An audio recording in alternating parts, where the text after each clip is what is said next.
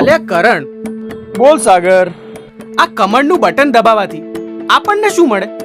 Guarantee મળે. કેવી guarantee?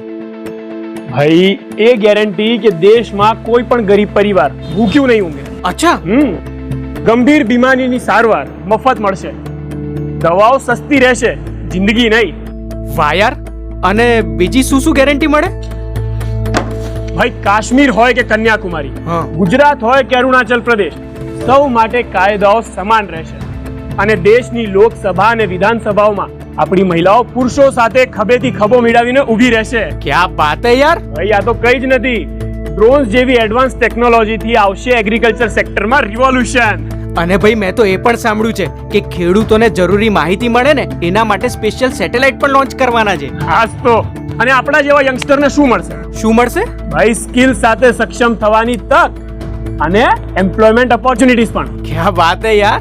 ભાઈ આ વખતના સંકલ્પ પત્રમાં દરેક સેક્ટરના વિકાસ માટે કેટલા સંકલ્પો લેવાયા છે. સુપર થી પણ ઉપર. ભાઈ આ માત્ર સંકલ્પ નથી, આ છે મોદીની ગેરંટી. અને મોદીની ગેરંટી એટલે ગેરંટી પૂરી થવાની પણ ગેરંટી. વાહ યાર. આ વખતે જોજે થર્ડ ટર્મમાં કમળનું કમાલ. તો ભાઈ સાથે મળીને કમળનું બટન દબાવીએ અને ફરી એકવાર મોદી સરકાર લાવીએ. કમળનું બટન દબાવો, ભાજપને જીતાડો.